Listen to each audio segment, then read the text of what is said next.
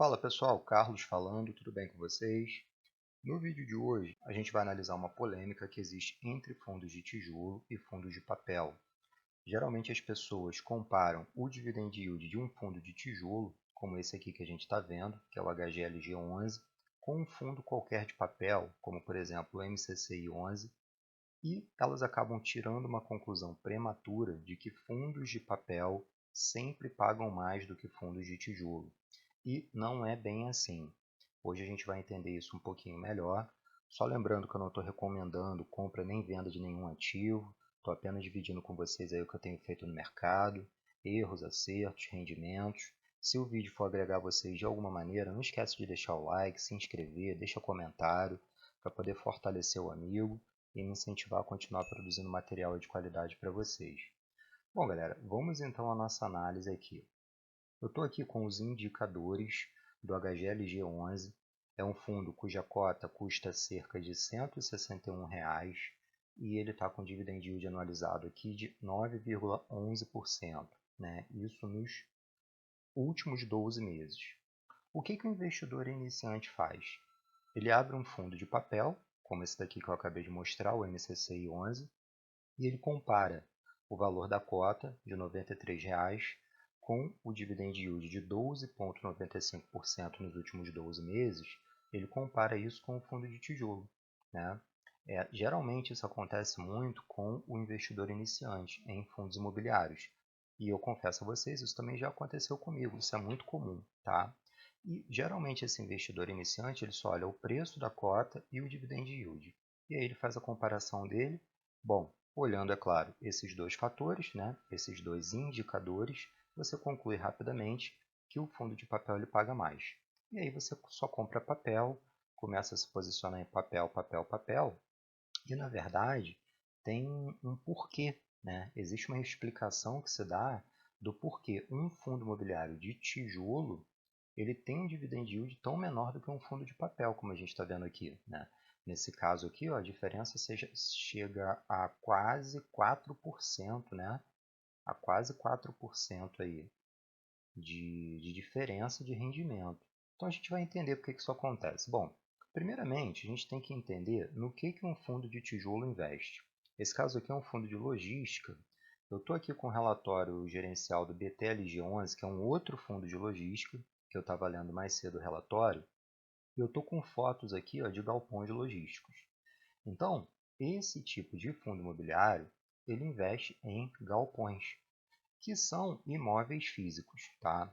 E a questão é a seguinte, os imóveis físicos eles têm uma característica intrínseca à natureza deles, que é a seguinte, os imóveis físicos eles servem como proteção de patrimônio contra a inflação no decorrer dos anos. Por quê? Porque esses imóveis eles acabam valorizando junto com a inflação.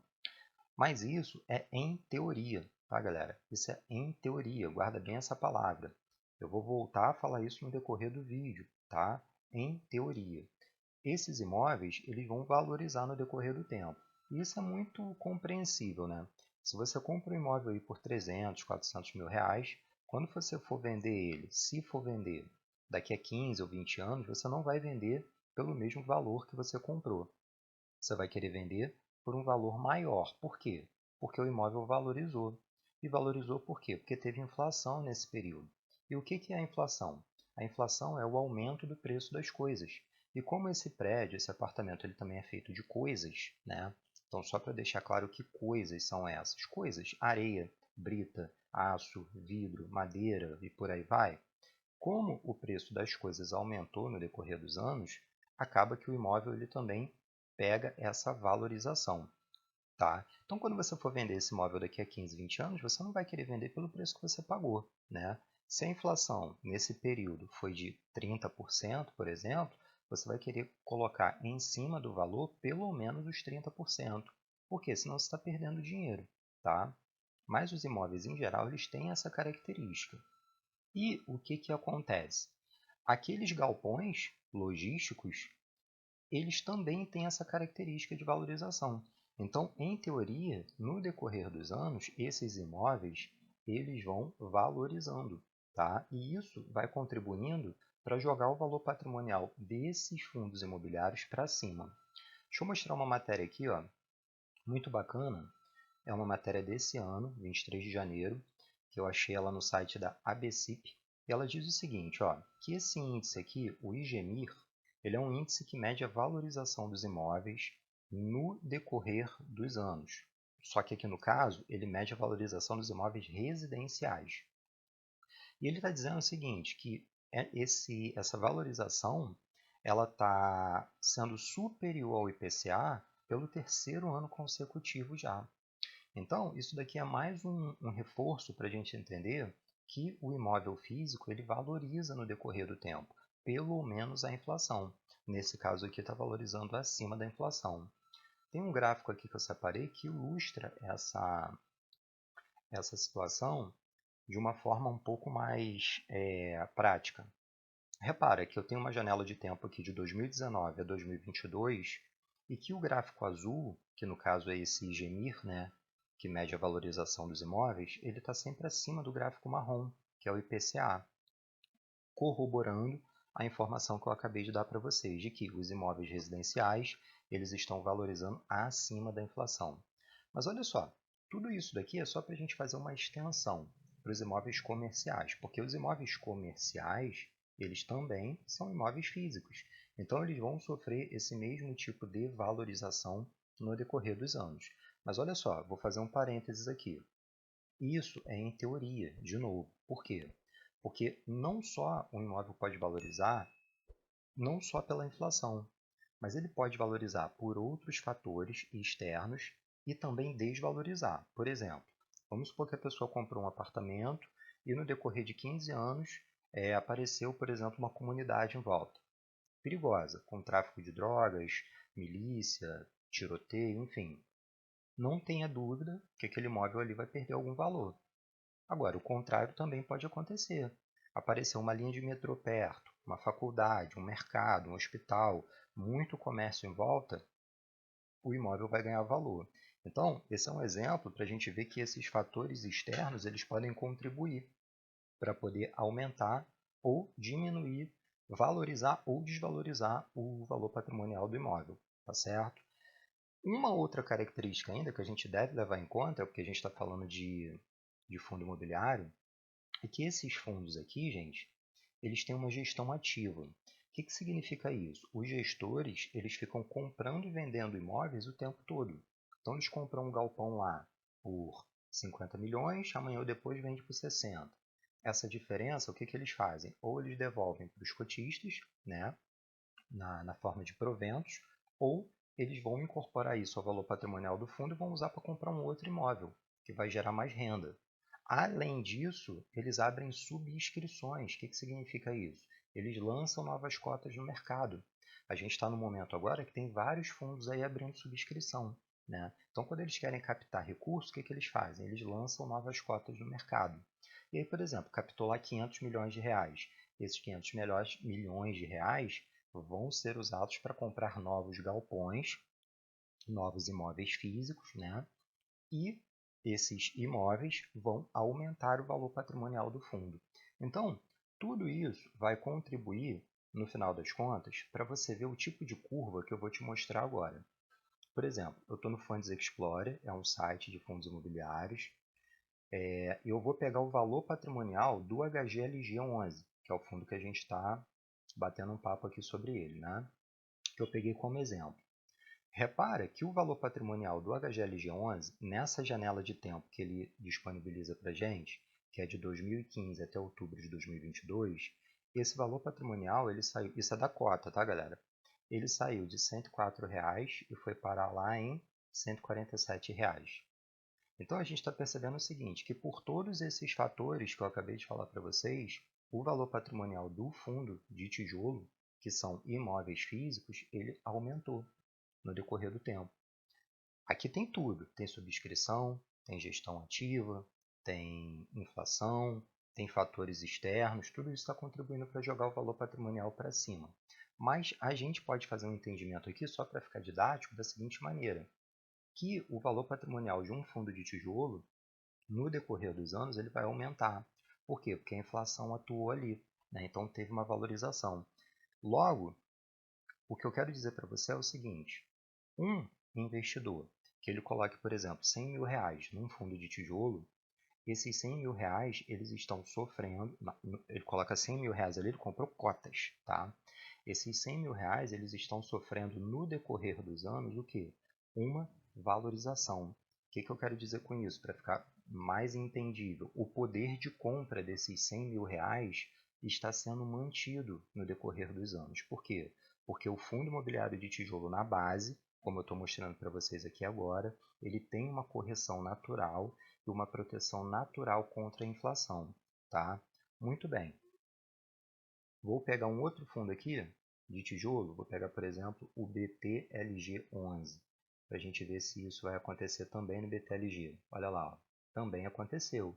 Repara que ele saiu de um valor aqui de R$ 85,00 e foi parar no valor lá de R$ 99,00, isso até outubro de 2022. HGRU, mesma coisa. Vamos ver aqui, ó. Vamos pegar o gráfico para a gente olhar. Olha lá, ó, valor patrimonial da cota.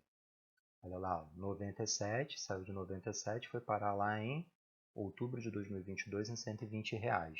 Então, gente, o que fica amarrado nesse momento? O valor patrimonial de fundo de tijolo, ele aumenta com o passar dos anos. Por quê? Ele está sofrendo essa correção natural da inflação e devido a outros fatores que eu falei para vocês, tá?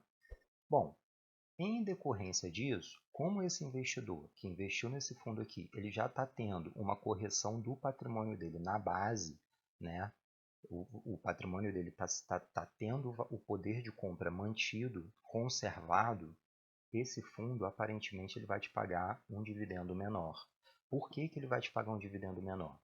Primeiramente, da onde que vem esse dividendo, esses proventos? Eles são decorrentes dos aluguéis daqueles galpões que eu mostrei para vocês, esses aqui, ó, tá? Galpões semelhantes a esses aqui. Então, esses proventos, eles são decorrentes daqueles aluguéis, ok?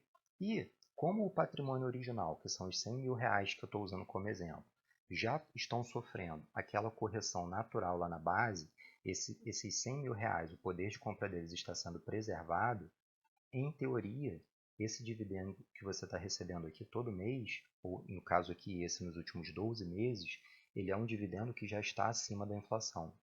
Ou seja, ele é um rendimento real. Toda vez que você ouvir falar de rendimento real, é isso, é um rendimento que ele já está acima da inflação.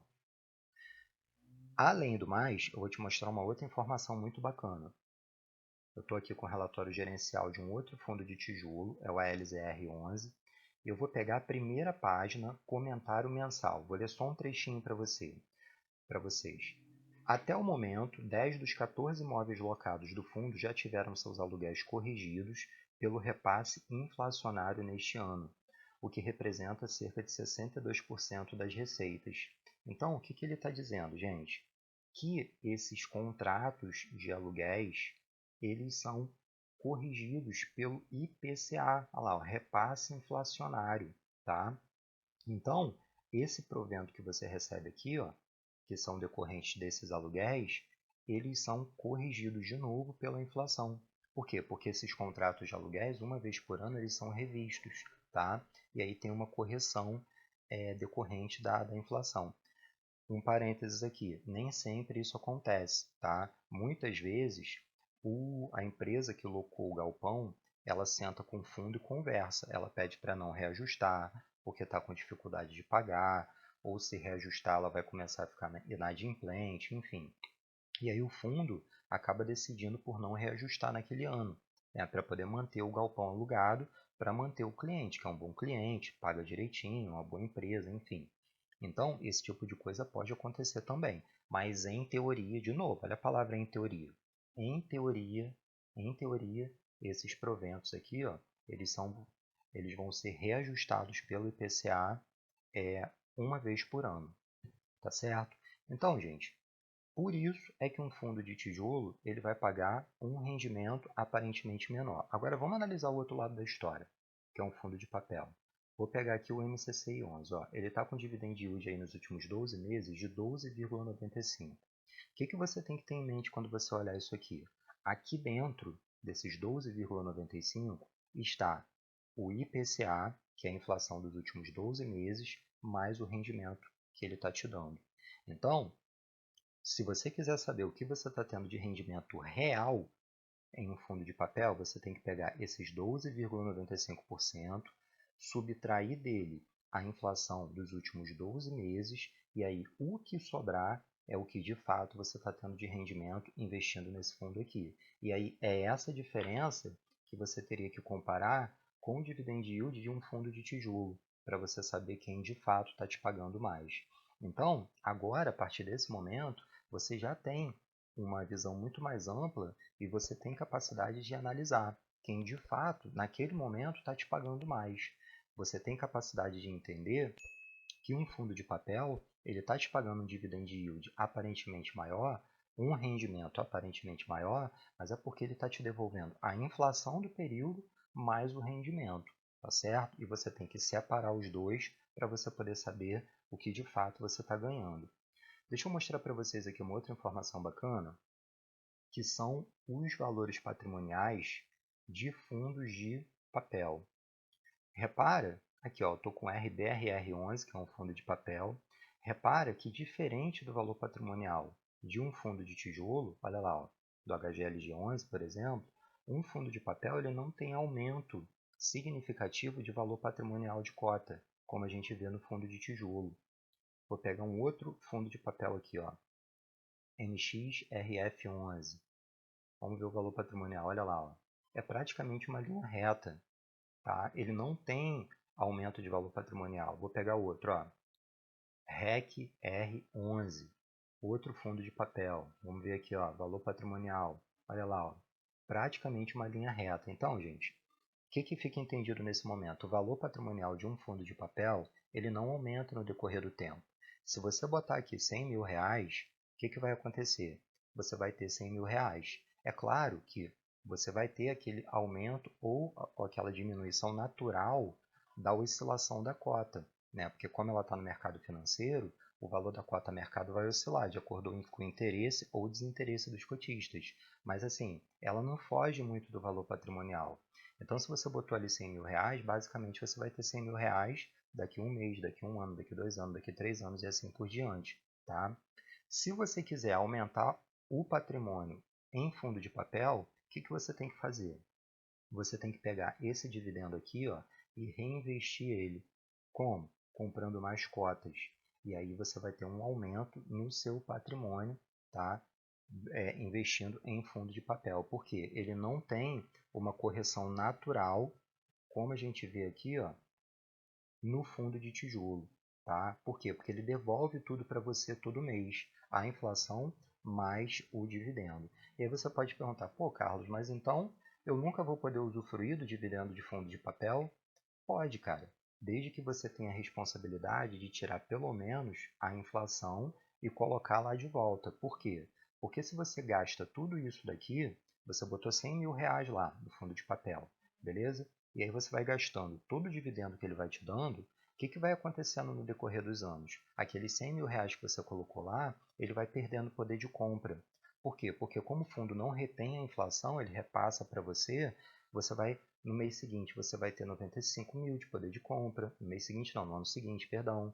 Exemplo, tá, gente? Tudo exemplo, só para vocês entenderem. No outro ano, você já vai ter 90 e assim por diante. Você olha lá, você vai ver 100 mil, mas o poder de compra está diminuindo. Por quê? Porque a inflação está comendo o teu poder de compra. Ela está desgastando o poder de compra do teu patrimônio.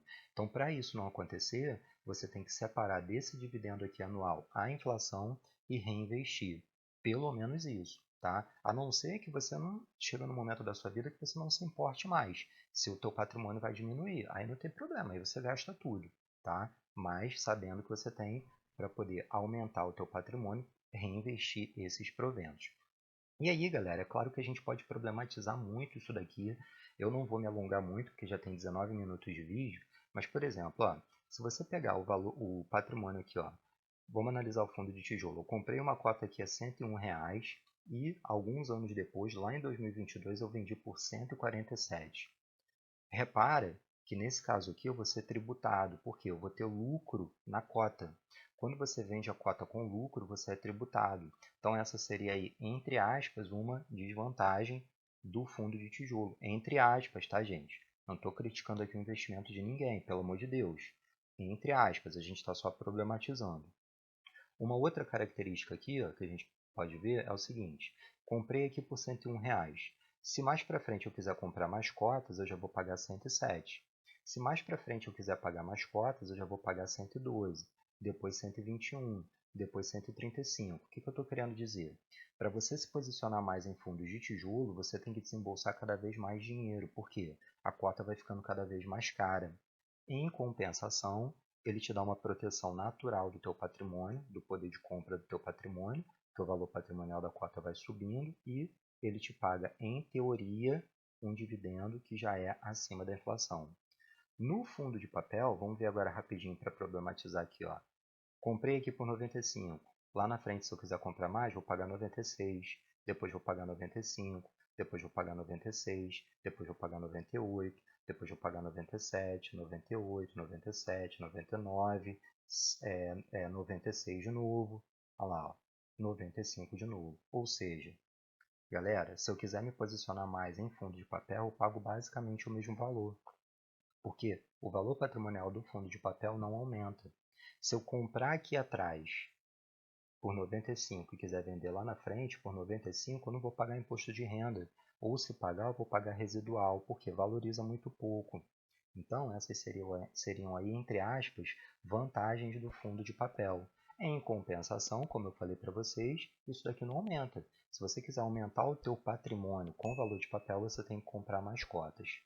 Então, galera, eu acho que deu para vocês entenderem aí qual é a diferença entre fundo de papel e fundo de tijolo. A pergunta que vocês poderiam fazer para fechar o vídeo é a seguinte: e aí, Carlos, qual é melhor? Qual vale mais a pena? Gente, presta bem atenção porque isso é a parte mais importante do vídeo. Não tem melhor. Não tem melhor, galera. Os dois são bons. Tenham os dois. São estratégias diferentes. Não tem melhor, tá certo? Ah, mas qual o percentual ideal? Também não tem. Tem gente que coloca 70% tijolo, 30% papel, 70% papel, 30% tijolo. Tem gente que coloca 50% por 50%. Não tem percentual ideal. Você vai ver o que é melhor para você. É pessoal. Tá certo? Bom, gente, se o vídeo agregou, se ajudou, deixa o like, se inscreve para fortalecer, deixa o comentário. Agradeço muito a audiência de vocês aqui até o final do vídeo. O vídeo foi um pouquinho mais longo, mas eu acredito que valeu a pena. Que a gente aí matou essa dúvida e eu confesso para vocês, essa dúvida atrapalhou muito os meus investimentos no início em fundos imobiliários. Um forte abraço, bons investimentos e até o próximo vídeo, galera.